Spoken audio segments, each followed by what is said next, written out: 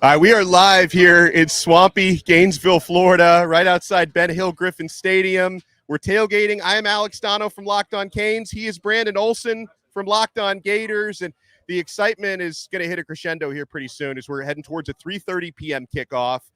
What used to be way back in the day an annual rivalry between the Miami Hurricanes and the Florida Gators is now more of a sporadic thing. In fact, Brandon, this is the first time these teams have faced off since 2019, different coaches, different rosters, but we're finally ready to do the darn thing again after 5 years. Yeah, I'm excited. I hope that this becomes a more regular series. It's been a lot of fun just talking trash to fans, talking trash to you. I'm excited for it. I'm looking forward to it. I do hope that it becomes more regular. There's just, I don't know, the atmosphere here is just different when we're talking about actually getting into this game, and I'm excited, man. It's just, and then it's, I don't know if y'all can see behind us, but it's full. Yeah, like it is. And we're in the and this is one of like probably 30 different tailgating areas. Yeah, and this is one of the less common tailgating areas, and it's just crowded everywhere. On both sides too. Yeah, and I was going to say that as well, and obviously, of course, Brandon is here with all his Gator people who have been somewhat nice to me. I will say I haven't gotten any fist fights yet. Heading up to the game, they might be waiting for the live show to swing at you. They're waiting for the live show, but and obviously, you know, we're in Gainesville, we're in enemy territory, so of course, a lot of Gator fans here. But I have been really impressed. I arrived in Gainesville yesterday afternoon, and the Miami fans have shown up really strong here. Had a couple of parties, had a smaller VIP party first at V Pizza, had a much bigger party at Capone's in downtown Gainesville, and there were a lot of Miami fans there walking down the streets of Gainesville. Got a lot of wearing all my Miami gear yesterday. I had some friendly people out there, so I think this is going to be really good, and it's nice to even see some tailgates here, Brandon, that are like mixed company, some Miami fans and Gator fans at the same tailgates. This is like a message for world peace that we're sending out here in Gainesville. This is like that meme of like when the Bloods and Crips are holding up the flag together. Just that tailgate right there is exactly that. Yeah, no doubt about that. So as we head into this one, so much has been made in the pregame buildup. I think everyone's just ready to actually see what these teams look like when they take the field. Like, what are some of the unanswered questions about Florida that you would like to see answered when you see the Gators offense take the field for the first time, the Florida defense take the field for the first time? What are you going to be looking at out there, Brandon? Yeah, for the Florida offense, I'm just going to be looking at tendency breakers is one thing I want to see. Last year was basically if they came out in pistol, they were almost guaranteed to run the ball. If they came out in the gun, they were almost guaranteed to throw the ball. Yeah. A tendency breaker like that, which I do think that we'll see. In my opinion, I think that Russ Callaway is going to be calling the plays for the Florida Gators.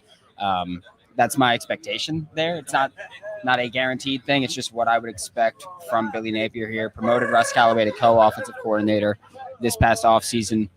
And as far as tendency breakers go, I don't think you can get a better tendency breaker than a new guy calling plays. Yeah. And defensively, I want to see what it looks like from Ron Roberts now being a co-defensive coordinator here, coming in from Auburn last year, where their defense wasn't awesome, but I do think a lot of that was talent. And, I mean, Zach Blackerby, our boss, and the host of Locked On Auburn will tell you, talent was definitely an issue for the Auburn Tigers defense last year. Yeah. So I'm excited to see what that difference looks like here with Austin Armstrong, very inexperienced, 3 years as a defensive coordinator, and then now Ron Roberts coming in. Yeah, on the Miami side, same coordinators, so you have the continuity from the staff standpoint, but the personnel is so different that it's hard for me to sit here and say that the offense, going from Tyler Van Dyke, who's so different from Cam Ward, who's now the starting quarterback at the University of Miami, I'm sure the offense is going to have a different tone. Miami is also deeper at running back than they were a year ago, adding Damian Martinez from Oregon State after his, nearly 1,200-yard season on the ground last year is obviously going to give Miami surely an emphasis to set up a power running game. But then when you also have Cam Ward throwing the football and weapons like Xavier Restrepo and Jacoby George, who everyone's really high on based on Miami practices and on what Miami's getting from Sam Brown in the transfer portal, I'm going to be interested to see what the balance of play calling is like, Brandon, because something I'm curious about is, people talk about it. I think the Gators run defense is going to be better than they were last year. I have little doubt to that. Hard to not be better. Right. And then, on the Miami side, obviously Mario Cristobal appreciates a power ground and pound game, but with so many weapons in the pass game, I'm wondering what Miami's approach is going to be like. If they're going to try to do what Utah did last year and go down the field from play one, or if Miami's going to try to establish the power running game first. Yeah, I'm expecting a first play bomb from Miami. I feel like you should expect that. Yes, you I ran agree. Against Florida had that gone against Utah with a backup quarterback, and it worked last year in the first game. I would at least test them on the first play, just like, hey, it worked last year first play. They weren't ready for it. Let's try that again and see how that works, especially because I don't care who your OC is. If Mario Cristobal is your head coach, I'm expecting you to try to run the ball a bit. All offensive line-oriented coaches, I expect them to try to run the ball a bit. And so I'm looking forward to that. I'm excited to see, or curious to see, what Miami's passing attack will look like. If we're going to see a lot of just 11 personnel with that trio of Restrepo, George, and Sam Brown. I expect yes. I'd expect a lot of 11 personnel. I was a fan of Sam Brown when he hit the portal. I said I wanted Florida to go after him. They didn't even attempt to my knowledge. But I wanted Florida to go after him. My only thing with Sam Brown is that when Miami fans are going, they're returning 3 800-yard receivers. You're not really returning them. They are returning to college, but they are not returning to Miami. I want to make that one clear. Sam Brown had 800 as the leading option with Houston. And I'm excited to see what that passing attack looks like. Yeah. If I'm Miami, I'm going out and attacking just the secondary. I'm going to improve it. I do have much higher expectations for the run defense for the Florida Gators, just because I think your defensive line play is better. But also last year, I think linebacker play outside of Shamar James was so bad that I think now with Pup Howard coming in, who I am very high on, looking at the freshman who I'm not expecting much from him week one. I refuse to do that with freshmen linebackers or linemen offensively. I don't expect much from them, but I think the Florida Gators run defense will be a lot better. And I see Robert Turner asking where on campus. We're right outside Wrights Union, right between Wrights Union and the communications building. If anybody wants to come over here, we're here. We got a tent. It's just titled Gator Spaces. So what is the humidity going to be a factor today, Brandon? It's going to be a factor for the fans. It's a factor for me. Right? Because these players, obviously practicing in Gainesville for the Gators, practicing in Coral Gables for Miami. Yeah, no, I think the players will be all right. I'm worried about all the fans here. Like they wanted a whiteout. They're getting a wet T-shirt contest over here. That's all you're going to get at the University of Florida right now, because it is hot out here. And it ain't even peaked yet. We're still 4 hours from the peak. A little bit on the Gators, offense. Like first and foremost, you mentioned, Sam Brown, who transferred into Miami. That maybe you'd wish that Florida took a look at him. Florida got Elijah Badger in the portal, which was someone like before Miami really ended up zoning in on Sam Brown. There was a little chatter about Badger. That was another really sought after receiver who ends up picking Florida. Talk a little bit about him, but also, with Florida, with Miami, I'm going into this kind of wondering, what is a Cam Ward-led Miami offense going to look like? You guys get the continuity second year with Graham Mertz at quarterback, and oftentimes you see when quarterbacks transfer into a school when they have multiple years of eligibility left, usually they really hit their stride in the second year. Yeah, we've seen year two work out for a lot of transfer portal quarterbacks. Bo Nix, Michael Penix, Jaden Daniels won the Heisman in his second year. Cam Ward got considerably better in his second year at Washington State. Second-year quarterbacks out of the portal, especially ones that are previously experienced, tend to take that big jump. And I think that we see something similar from Graham Mertz here. I think we see more yards, more touchdowns, more interceptions as well, because I do think that he's just going to throw more aggressively. Yeah, more shots downfield. I absolutely expect that, especially with what should be improved offensive line play. So I expect to see that from the Florida offense with Graham Mertz. Very excited for Elijah Badger's addition. I think his skill set fits Florida perfectly. He did a lot of damage on screens and deep balls, just straight up for Arizona State. Part of that was their quarterback couldn't do much. Whichever quarterback it was, they had 3 play significantly last year. But I am expecting Elijah Badger to be a significant contributor.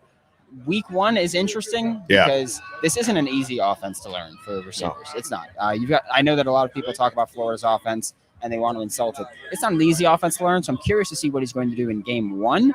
But I'm looking forward to just seeing Elijah Badger's contribution. And Graham Mertz in year two for me, that's such a huge thing. I've said before, I think one of the biggest differences is Graham Mertz in year two versus Cam Ward in game one. Right. I think that's a big difference. I've said, if this game's week 8, I have a much different feeling about it. Yeah, and it's something like for me on the Miami side, you don't really know until you know. But if I think about the approach that Cam Ward has taken since he arrived at Miami. I'm cautiously optimistic that he can hit the ground running at the U. Familiar with the offensive principles at Miami under offensive coordinator Shannon Dawson from Cam Ward's time at Washington State. Ward has worked incredibly hard. Like he's approached his limited time so far at Miami. He arrived in January. He's approached it like a true professional with the work that he's put in the film room, with the work that he's put in doing private workouts with his receivers. Because as we know, college athletes are only allowed to actually get together so many hours per week for official functions. So, Ward, outside of football, I think the only hobby he has is fishing. He spends a lot of time working with his receivers and offensive weapons. So I feel like he can hit the ground running at Miami. But again, it's one of those things where it's been a long off season. Miami is going to be, even though there's a lot of Miami fans here, there's a lot more Florida fans here. It's going to be a hostile environment. Seeing how the offense can come together, how quickly it can come together for Miami. I want to talk about the defenses a little bit more when we come back. And also if we can identify areas where we feel especially good about on the Miami side and Florida side, and any areas that are maybe more concerning than others, and we can make some predictions out here. And again, Brandon said this earlier, for those who are asking where we are, if you're watching us live and you're somewhere on campus now at the University of Florida, we are by the Wrights Union. You'll see if you go out here, there's a big grassy area with a whole bunch of tailgating tents set up. If you walk around long enough, you'll find those glorious flowing blonde locks of Brandon Olsen, and you guys will see us. You want to keep it locked right here. We are broadcasting live from the swamp in Gainesville with the Miami Hurricanes set to take on the Florida Gators. You want to keep it locked right here on this live stream. And folks, I do want to mention something, Brandon. I was looking at our great sponsor, Game Time, and they have got, if you go to the Game Time app, I was looking at $166 tickets last minute to get into the swamp. $166 tickets. Like if you were looking at this a week ago, not buying last minute, you were looking at the 300 plus range, right? So you can look at $166 tickets to get in here, courtesy of Game Time. You take the guesswork out of buying tickets on the Game Time app. You just sign into the app, create a code, and if you use our promo code, which is Locked On College, you can get $20 off your first order. So take the guesswork out of buying tickets with Game Time. Download the app, create an account, use code Locked On College for $20 off your first purchase. Game Time takes the guesswork out of buying tickets. What time is it? It is game time, and it is. Not care that we were just recording the show. Yeah, what was that? I'm trying. The power's not working. For yeah. TVs. Oh, it's not. I hope the power's working for ourselves. Oh, the power's not working for my computer either. So we're still online as far as I can tell. Oh man. So, Brandon, I'll start for Miami. What I think the strongest position group is going to be. On paper, I want to say on paper because I don't want to be like one of those FSU guys who talked before their trip out to Ireland. Florida State's got the best defensive line in the country. Produced 0 sacks last week in Dublin, so I don't want to be that guy. But I will say, and I've been out to practices, I've had a chance to talk to some of these players, talk to coaches about them. I think the strength of Miami's team is going to be the defensive line, specifically the edge rusher rotation. It really starts with Ruben Hurricane Bain, who I'm sure is going to be getting a lot of extra attention today and hopefully can open things up for teammates. Probably the guy, there's a few different names, Brandon, that people talk about in the Miami pass rush. I know Florida fans feel a certain way about Tyler Barron, who... It's not that I feel a certain way. It's just I've seen him play Florida multiple years in a row, and he's never been productive. Why do I care all of a sudden? No, I hear you. But he rushed opposite James Pierce last year, so it's not like he's never played with another really good edge rusher on the other side. Well, he's going to be playing with multiple good edge rushers this time around because I think the guy outside of Bain, who's been one of the biggest stories in practices for Miami, has been Akeem Mesidor, who was the team's leader in sacks 2 seasons ago, was not healthy last year, so was not a factor on the Hurricanes. He is healthy now. He's one of the guys who's been bringing in headlines from camp. Elijah Alston is a transfer Miami brought in from Marshall, who's doing really well. Malik Bryant is a former linebacker that Miami has moved onto the defensive line, who's getting good reviews. Miami's got some young players who I don't know how much we're going to see them today in the edge rotation, but Cole McConaughey, a true freshman, has done well in camp, and so is Marquise Lightfoot, is someone that maybe we'll see a little bit more down the road than we'll see today. Simeon Barrow in the interior was a big-time transfer from Michigan State. C.J. Clark, a transfer from NC State, are the guys that I probably expect to be the starters there. Miami also has some some young guys there like Ahmad Moten, Armando Blunt, who could factor into people keep accidentally video. You're good. Don't worry about it. We're getting the atmosphere. Yes, we are. Yeah, we're on the Locked On Network right now. Gotta love the cameo.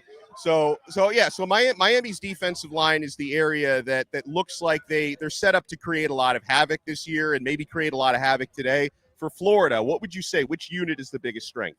I am optimistic about. I don't know how to describe the middle of the defense. The defensive tackles, the linebackers, and the safeties. I'm very confident in. Cornerback is going to be interesting. Jason Marshall Jr. had a horrible season last year. The year prior wasn't as good either. But it's also one of those things where, you've got a new secondary. The yak is behind us. They're jumping. But you also had the new secondary coach, Will Harris, has put an added emphasis on improving this Florida Gators secondary. That was bad last year. Asa Turner coming in from Washington, player I'm very optimistic for. I think he brought in a lot of experience and depth in the safety room as well. Jordan Castell starting at one side. Asa Turner will be starting from Washington, but then you've also got DJ Douglas coming in, Triquez Bridges from Oregon, who played in a very similar defense systematically. Linebackers significantly improved. Shamar James, when he was healthy, one of the best linebackers in the SEC last year. Pup Howard, true freshman contributor for South Carolina, should be coming in with significantly higher expectations than we had from Scooby Williams, who I know that a lot of people knock Scooby Williams for not being good. I think that speaks to how bad Florida Gators linebacker room was last year, that Scooby Williams was bad, went to Texas A&M with his linebacker coach from Florida, Jay Bateman, and he's third on the depth chart at Texas A&M. I think that's a significant indicator of how bad the linebacker room was last year. And then, of course, on the interior of the defensive line, you got Cam Jackson, Joey Slackman, Caleb Banks, high expectations for all of those players. I do think that that's going to be a big indicator of this run defense being improved. It's just experience and talent on the interior. That's what I'm most confident in for the Florida Gators. I think run defense significantly better. Well, let's talk about least confident, and I want to emphasize this, that I feel really good about Miami's talent and depth of talent at just about every position group, and I'm not sitting here and saying that this is a we. I see the faces you're making back there. I stand by it. I stand on business. Now, I'm not saying that this area is necessarily a weakness, but it's definitely a question mark when you've got 4 out of 5 new starters in your defensive backfield, including the nickel. And most of them have not earned significant playing time yet for the Miami Hurricanes or anywhere. Now, you did bring in a transfer, Mish Powell from Washington, who had significant playing time with the Huskies, started every game with the national runners-up from last year. He seems to have brought some good leadership and has played well in practice. Daryl Porter is the proven commodity at Miami's cornerback room. But then outside of that, Miami is going to be having a number of players who are going to see the field later today and throughout the season who have not had the opportunity to prove it yet on the field. Damari Brown did get some PT last year and actually did pretty well in Miami's close loss against Florida State last season, but not a whole lot of experience. Miami brought in a transfer from Marshall, Deani Hill, who it helps that he knows Miami's cornerbacks coach and defensive coordinator very well for that transition. Jadis Richard is someone who is probably going to step up into a bigger role this year. Robert Stafford, same thing. These are the corners. At safety, Markeith Williams, who hasn't played a lot, had a very good camp, led Miami in interceptions during fall camp. Jaden Harris doing pretty well. He's been the Cam Kinchin's understudy the last couple of years. The young guy, Zaquan Patterson, we'll see what kind of a role he can carve out for himself. Oh, and another corner that I didn't mention, and again, it can be a good or a bad thing when true freshmen get playing time, but O.J. Frederic, first season at Miami out of St. Thomas Aquinas, has been doing really well in camp. So it's a group, Brandon, that you can't call it a concern until you see it on the field, but it's definitely a question mark when outside of Daryl Porter at Miami and Mish Powell with the experience he got at Washington, you've got a very inexperienced group of defensive backs. Do you think Florida is going to try to test that group early and often? I think you have to. I think you have to look at just, again, even if you feel confident in all of these new players, there's a lot of new players there. Yeah. There's a lot of players stepping into larger roles, even if they were there last year. You got to test them. You have to. And I understand that for a lot of Miami fans, I say you test the secondary, and Miami fans' rebuttal is, well, good luck getting it off with the pass rush. Josh Gardner asking if my water bottle is large enough. No, it's not. There's You no got what we amount got? of Like a water. gallon jug over It's there? a gallon jug. Yeah, there's a gallon jug. There's There no it is. amount of water large enough for this. But by the way, we are at Wrights Union. I saw someone ask again. In between Wrights Union and the communications building is where we are located right now. The Gator Spaces tent, which, by the way, thank you, Eddie, for setting this up. Very much appreciated. This was his idea, by the way, to do this here. That's awesome. Very much appreciate it. Couldn't make us, but we appreciate him. But I do think that you have to test the secondary. I think you've got a really good receiver room for the Florida Gators, really fast receiver room, one of the fastest receiver rooms in the country, I believe, just with Aiden Mizell, Tank Hawkins, who will not be available in my expectation. Trey Wilson there. Elijah Badger's got good speed, especially for a bigger receiver on the outside.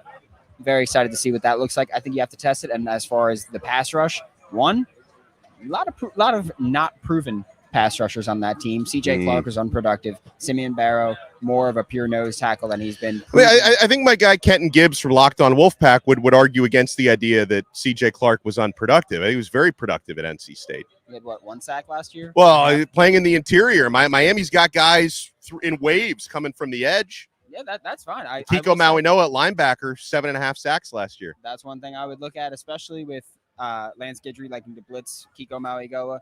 I'm keeping Hayden Hansen tight end in the pass block, whatever side Ruben Bain's on. I've said that. I said you could look at last year when I think it was the Steelers played against the Browns. Myles Garrett kept switching sides, and a tight end just followed him wherever he went. I would do the same thing with Hayden Hansen and Ruben Bain, not having pass pro. And as for Kiko Mauigoa, I would tell whichever running back's in there, hey, just look at Kiko. If he's blitzing, you're in pass pro. If he's not, leak out. And that would be my approach as far as handling the pass rush, keeping in 6 to block, 7 sometimes. But give yourself time to test that secondary because we haven't seen them. So they're unproven. Give yourself as much time as possible. I don't care if you got 8 back there blocking and you got 2 running routes. Just test that secondary and make them prove that they're capable of handling you. By the way, for the guy who's asking me if I'm afraid to wear Canes gear, now I did try to dress like somewhat neutral and professional because I've got a press pass today. But I do have. Can I get my shoe? Yeah, there you go. I do have the Miami shoe on. The so contortionist. Yeah, very flexible. So, and you were talking about the offensive line for Florida and how you would approach the pass protection. Is offensive line, because when we spoke about this a couple weeks ago, is that still your biggest concern? It's going to be my biggest concern until they prove to be better. Yeah. It's as simple as that. It's not even me saying that I think they're going to be bad. I'm very optimistic for a lot of the players on the line. Jake Slaughter at center was one of the best centers in college football last year. And this is his first offseason where he's gone through the offseason as the starter. Last year, Kingsley Agwakin got hurt 6 days before the game, and then Jake Slaughter had to step into the starting role. Austin Barber, bad last year, good the year before, was banged up last year. He's healthy. I still need to see it. It's one of those things where I understand that you could tell me, oh, he's going to be better. I still need to see you be better here. Left guard, Najee Harris, true sophomore, was one of the best true freshman contributors on the offensive line in the country last year. Right guard, Damian George is from right tackle last year. He's the biggest one where, look, I need to see it, man. It's just as simple as that. And then at right tackle, Cam Waits, big boy. Yeah. Big dude out there. Some massive offensive tackle for you. Came over from Louisiana with Billy Napier as a true freshman. Last year, tore his Achilles in the spring. Came back and played the final 6 games on a torn Achilles. And so it's one of those things where I kind of chalk last year for him because you tore your Achilles in the spring. You came back and played, but obviously you're not going to be 100% not going to be the same after a torn Achilles. So we'll see what he is this year. Surprise starter on the depth chart was Cameron Waits. So I'm excited to see what he's going to look like against Ruben Bain. I do feel that they might have put him in there specifically to handle Ruben Bain's power. And I think that might be a big approach. Cam Waits is thought of as a better pass protector than run blocker. So It wouldn't shock me if they gave him the start with kind of just, hey, you're over there. And I know that people talk about CJ Clark being a productive defensive tackle because he had a sack and a half. He's a defensive tackle. He's got other jobs. Like producing sacks is not his primary job. That's fine, but he wasn't productive. Simple as that. No, you mean not productive in the specific statistic that you're okay. So you're manipulating the argument to call him non-productive because there's one stat where he only produced a sack last year. We were talking about the pass rush. All right, fine. We were talking about the pass rush. Getting worked up here. I think that's a fair argument. Okay, and I think there's about 25 people here that'll agree with me. All right, so let me ask. I want to get into predictions first. Let me get the. All right, y'all hear me over there? Y'all hear me at the tailgate? All right, give me your prediction. I expect you all to say Miami, of course. Who's going to win the game today? You can jump him once we cut the stream. I'm just saying I won't see anything. I won't say anything. Tough crowd. Tough crowd. I think they're great. What'd you say? 34-10. We got a 34-10 34-10. prediction. Whoa. You think Miami's gonna score 10? Well, I said Miami's going to score 10 in the first quarter. I'll take that. They might not score again. They might not score again after that. Well, what about you? Brandon Olsen, Locked On Gators. What's your 24 Florida? That's your final prediction for today? 27. And I'm going to stick with that same score line. And, we talked about this a couple days ago on a Locked On crossover. We're nothing if not consistent. We're nothing. So I'm going to stick with that. But on the flip, I think Miami's going to get the 27-24 victory. I think Miami's pass rush coming in waves and Miami's ability to pound the rock and hopefully wear down the Gators defense late. I think this game is going to be close throughout. I don't think we're going to see any kind of separation, Brandon, until the fourth quarter. And that's one thing that you and I both agree on is we think this is going to be a close game. Now, I hear people on both sides predicting Miami blowouts, predicting Gator blowouts. We're expecting a close game because then another thing I'm seeing all over college football so far, the possessions are way down with the new rules and the helmet communication. So it's like, I think in a game between two Power 4 opponents, unless one team is just so careless and reckless and has bad luck committing turnovers, I think we're going to have a really close game today. There is one quarterback in this game that has been careless and reckless and has had turnovers throughout his career. You mean the times he's running for his life and fumbling behind a bad Washington State offensive line? Only threw 7 interceptions last year, Cam Ward. So. Hey, I'm also saying that, he had the Caleb Williams issue where you drop 8 and he will make a mistake on his own. He did that quite a few times. And I will say this for a lot of Florida fans. They go, oh, he's a scrambling quarterback. It's really not. He scrambles around to buy time. He's a play extender. He scrambles around to buy time. He doesn't scramble to run. That's a big difference. Right. He does score some rushing touchdowns in the red zone, but primarily he's a scrambler to buy time. So, so we're both going 27-24. He's going Florida 27-24. I'm going Miami 27-24. I'm sure after the game we'll compare notes, and it's gonna maybe it will be going to be way more upset to compare notes than the other. Do you think, by the way, no matter who loses this game, all the Seminoles fans that we were just giving a hard time to the last week on social media, I can only imagine what they have in their drafts ready for whoever loses this game. So here's the thing with Seminoles fans: if they're smart, and that's the big if that they're not. They would wait until Monday because if you talk trash and then you lose to Boston College, which they might. They might. I mean, hey, Thomas Castellanos can kind of cook them. So I think you got to watch that. And if you lose to Boston, I would just be quiet. Just be quiet until that game.